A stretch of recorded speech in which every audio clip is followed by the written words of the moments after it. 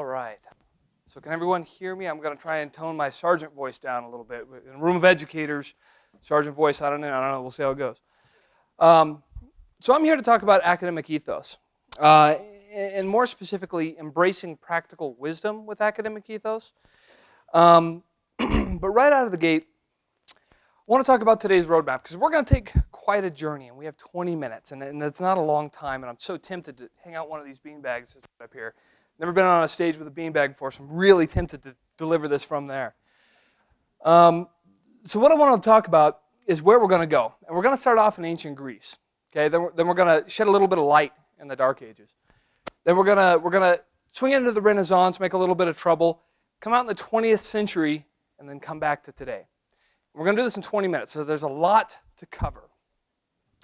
So the first thing I want to do is completely derail the entire presentation. And what I want to talk about is challenging some definitions.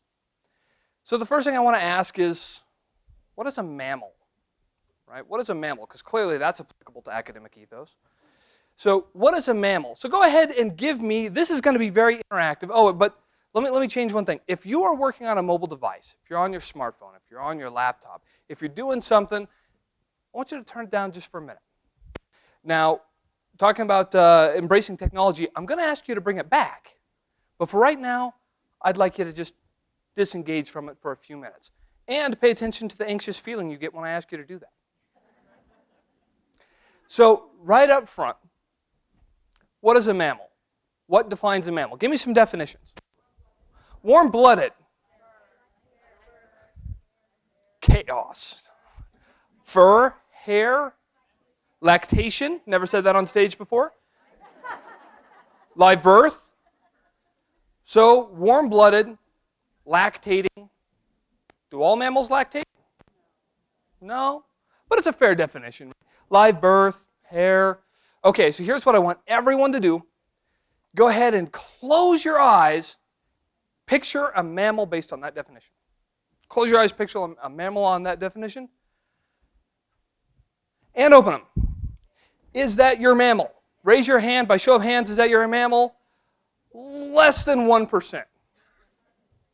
But does this meet every definition that we said? It does. It has a little bit of hair. Some of them have more hair when they're born and then lose it. Live birth, they lactate, they nurse. So this meets a definition, even though it's what we probably didn't picture. Ironically, most common is monkey. So, I promised that we would come back to ancient Greece. But before I do that, I want to read a quote.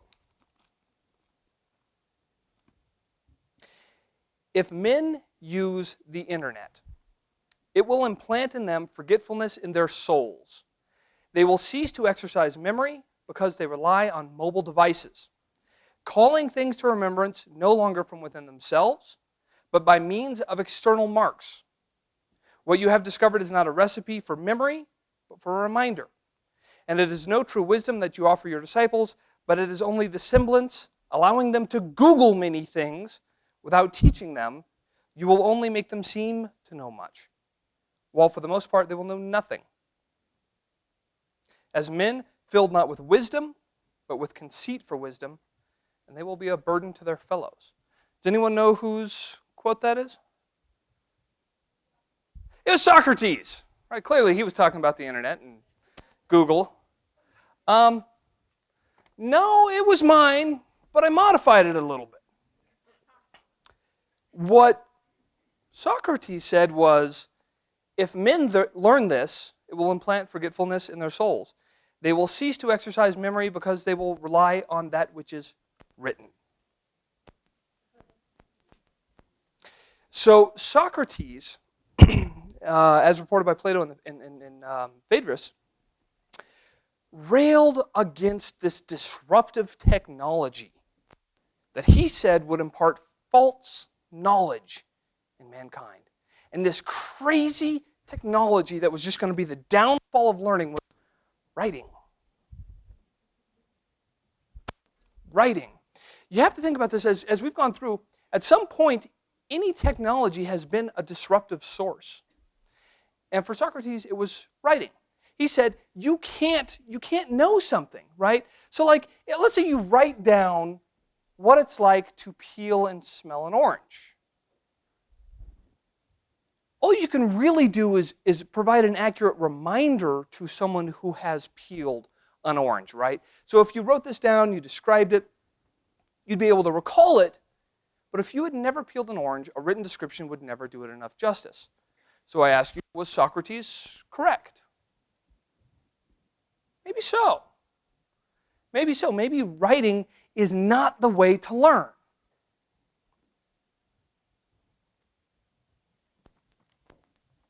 Now we're hitting Charlemagne. Anyone know what Charlemagne did? The Holy Roman Empire thing, right?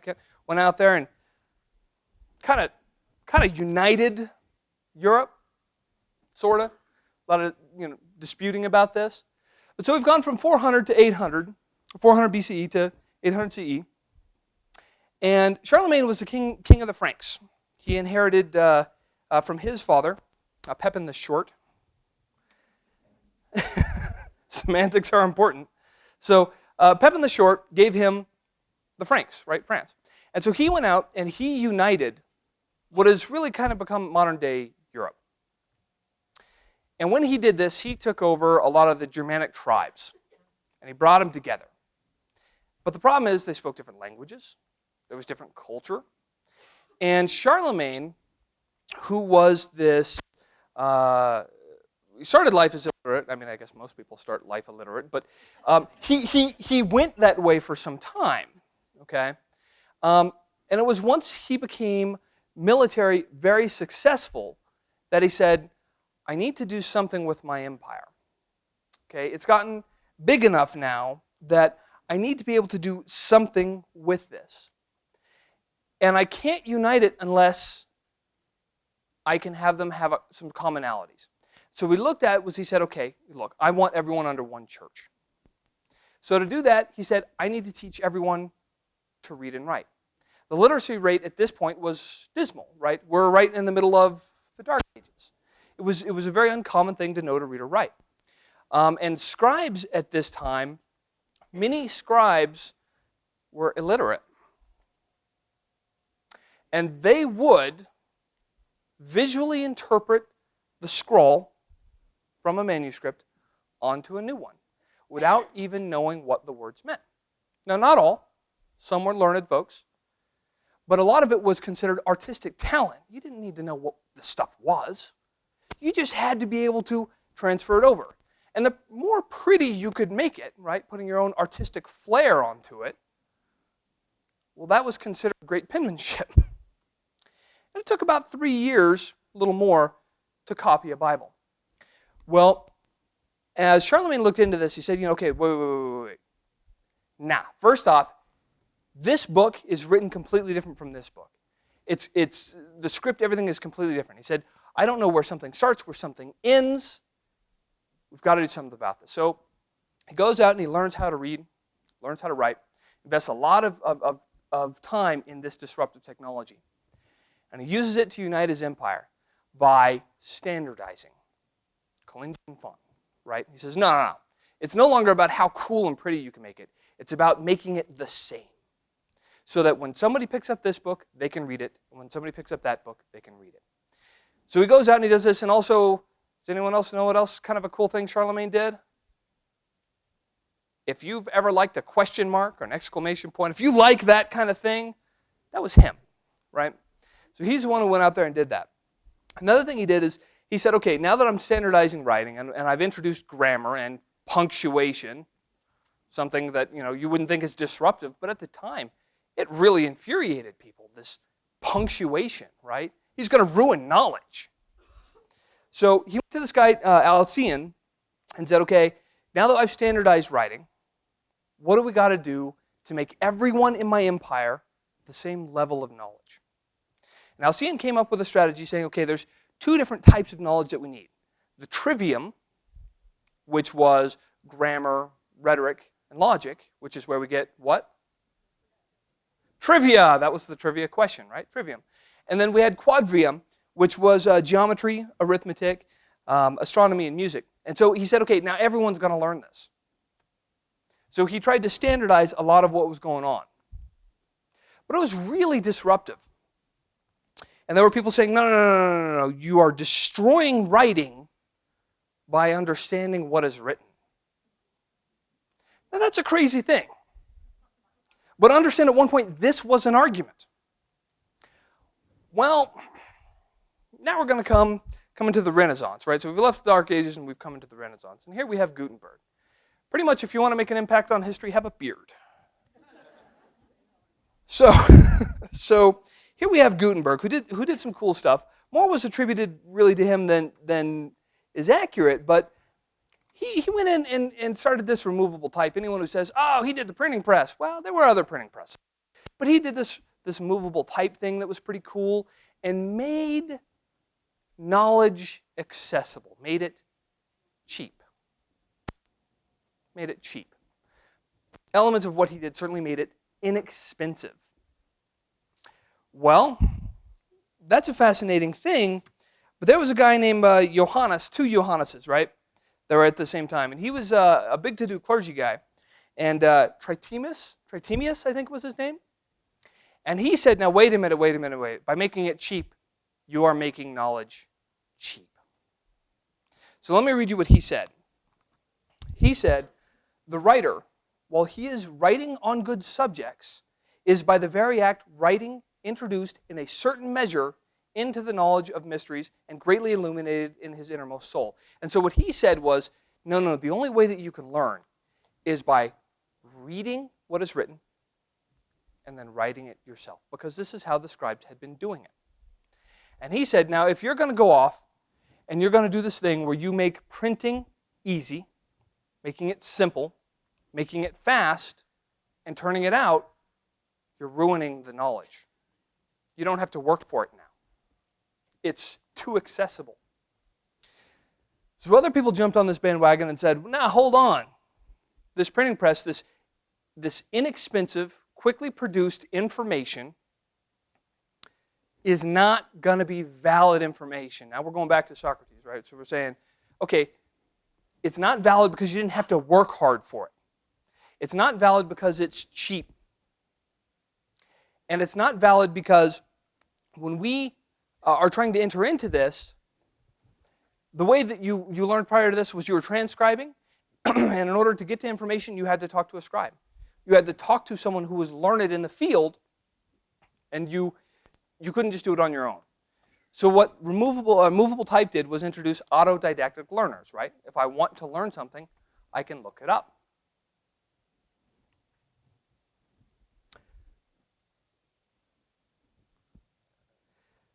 So this disruptive technology, you'd think, oh, man, the printing press came out, right? But it took a long time to catch on. It was really fought against. And that sounds funny. Oh, it made everything fast and cheap and easy. But there was a big resistance to the printing press and the effects of it. So I want to talk for a minute about what's going on now. So I have two daughters, Aurora and Bellanova. My oldest daughter, she's 11 now. She was maybe about 8 at the time. She came up to me and she said, Daddy, can you French braid my hair? I looked at her, sweet in her little eyes, and said, honey, what part of ex-army sergeant confuses you? And she looked at me and said, well, Daddy, Google it. My children have grown up in a world where they do not have the concept of not being able to, at any time, immediately access information. They literally do not have the concept. When I was a kid, if I had a question and I asked Dad, and Dad said, I don't know, that may have ended the matter. And if I asked a friend, they may know, they may not know, it may be valid, it may be invalid. But if they didn't know, it more or less ended the matter. And then where would I go to? The librarians. And if they didn't know, it was done. I was out. My children will never have that experience. They have grown up in an environment where information is more like a utility. So does anyone see what happened last night? Right, they passed the Net Neutrality Act. What does that mean exactly? Yeah, my daughters asked me, right? Because they like to make my life complicated. And so they said, Dad, what is this net neutrality thing? Nobody's picking sides anymore? And it's, no, it's not like that. See, it's okay, so the government is trying to say that the internet and really, by proxy, information is a utility. And they said, like a faucet? I said, yeah, like a faucet. You know, you turn it on, turn it off, information comes out, goes out, whatever. They said, oh. So like Monopoly's going to have waterworks, electric company, and the internet now, right? You can buy it and you can trade it. I said, yeah, well, that's kind of an implication of this. And to them, it is a utility. To all of us now, it is a utility. Okay?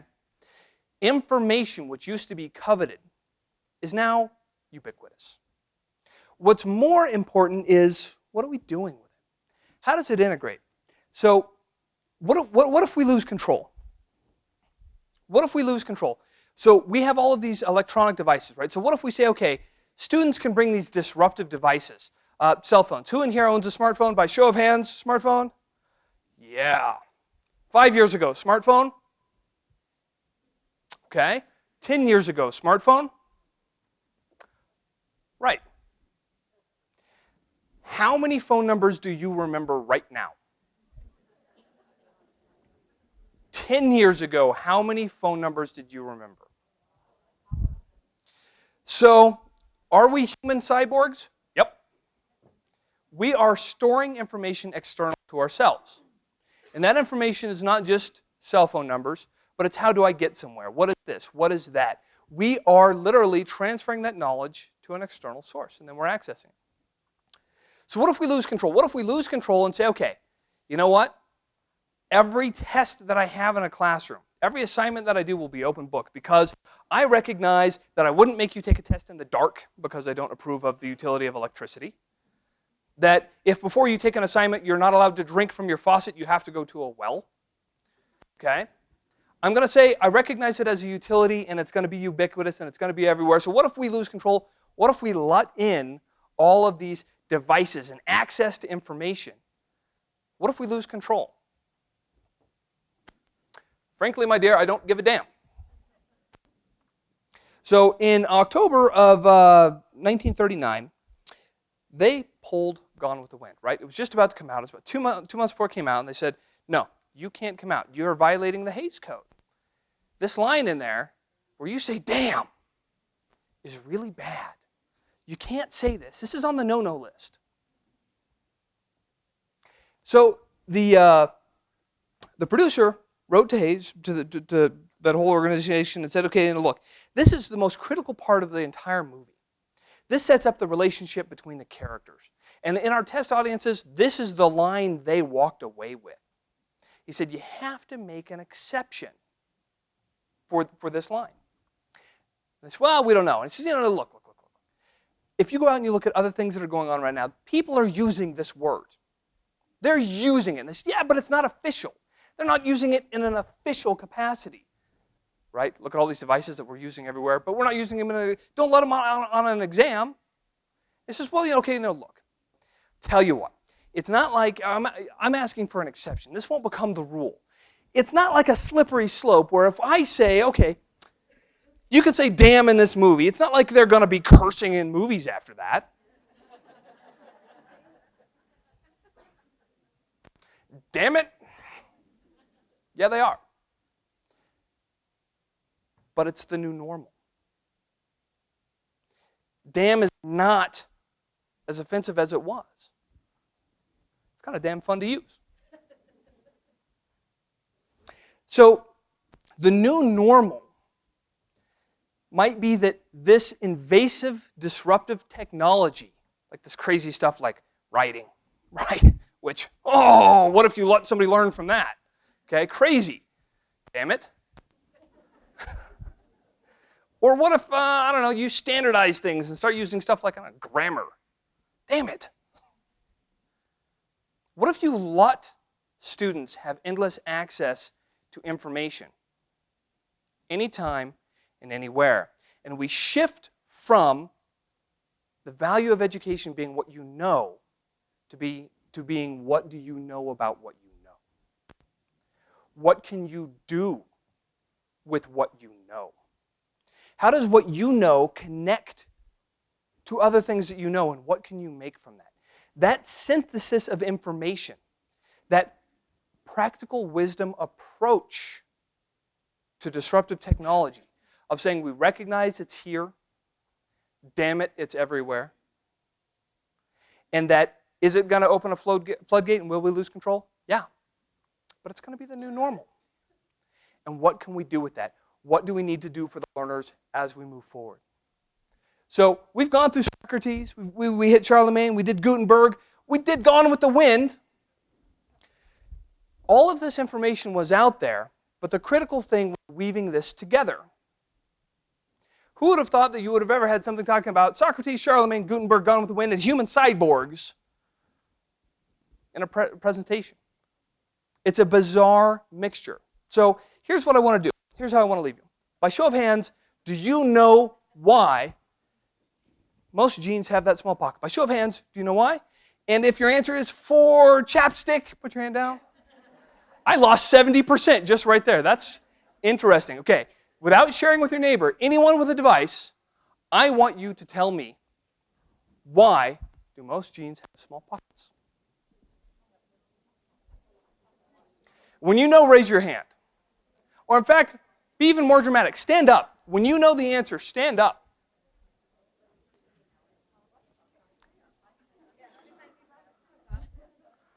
Okay, it's trickling in. Okay. Why do most jeans have a small pocket?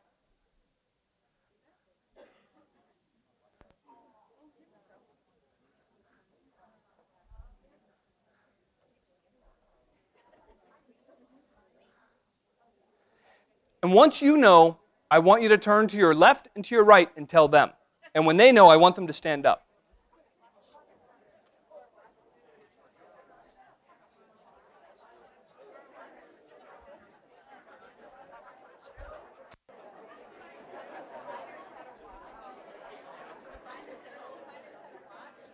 That's correct.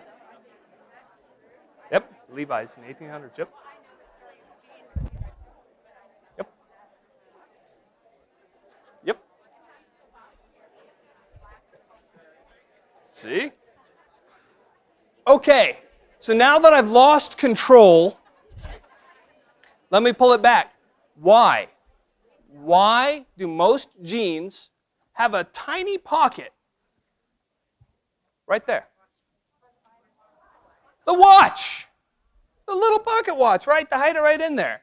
Now, if I had said no invasive technology or devices, this room would have remained very silent. Instead, I invented my own little standing ovation. Okay? What if you lose control? Frankly, my dear, I don't give a damn. Embrace the new normal and understand what the tiny pocket is for. And here's what I guarantee is going to happen. You're going to leave here. You're going to take that little nugget of knowledge and you're going to share it with people. That's what losing control can do. Thank you.